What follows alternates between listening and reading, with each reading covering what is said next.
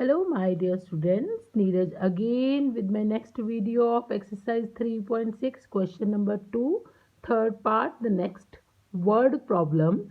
So my next word problem is based upon the distance, time and speed method. So what is in the question?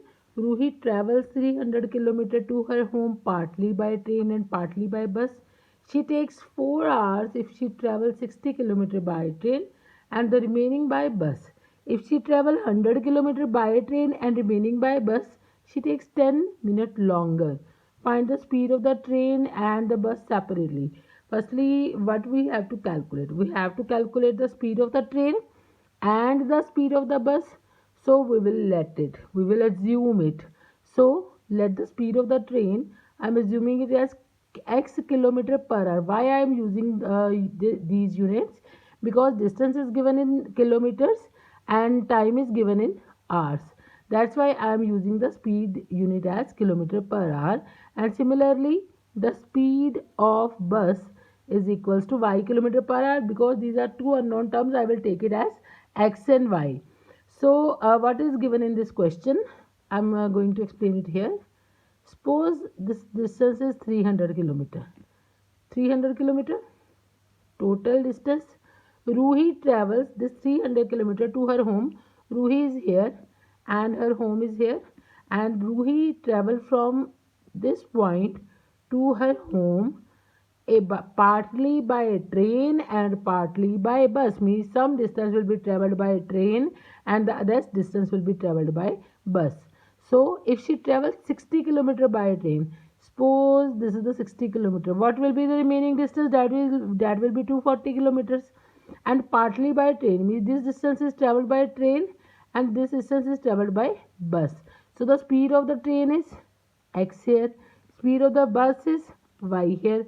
So according to my formula, what is given? She takes 4 hours. Hours is given means we have to calculate the time separately, that is taken by train and partly by bus. So what is the time taken by train first? Train first means the 60 km was travelled by train. So the distance was 60 km and the speed of the train is x kilometer. So I will substitute the value in this formula. The formula of speed is distance upon time and the formula of time is distance upon speed. So T1 will be equals to 60 upon x. And the other distance will be travelled by bus. Means 240 km will be travelled by bus. So what will I do? Distance is 240 and speed is y. I can calculate the T2 distance. T2 time is 240 by y hours. So she is traveling 60 by x, she is consuming 60 by x hours on the train and 240 by y by bus. So what will be the total time? Total time be 4 hours means T1 plus T2 equal to 4. T1 plus T2 equals to 4. That will be my first equation. Now come on the second part. Similarly, if she travel 100 km by train, now my next part is what is given in the question. What are they saying? Suppose Ruhi is here and home she wants to travel 100 km by bus. If 100 km by bus, by train, sorry, then 200 km will be by bus, 100 km by train, 200 km by bus. So what will she do? X by train, that is by train, that was by bus. So that will be y. So same, it will take 10 minutes longer, means 4 hours it will consume, but 10 minutes extra. So what will be the time by, suppose she wants to travel from this point to this point by a train, means 100, that is the distance and x is the speed. So T3 will be 100 by x and the by bus 200 kilometer and the speed will be y. So T4 equals to 200 upon y.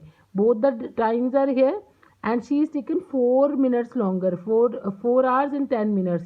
4 hours, the distance already travelled in the 4 hours, the previous distance, and 10 minutes longer. 10 minutes longer means plus 10.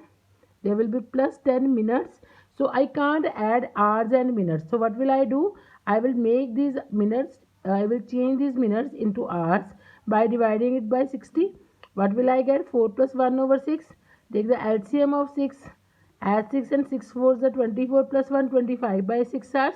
So my new equation is, look at the equation, 100 by x plus 200 by y equals to 25 by 6.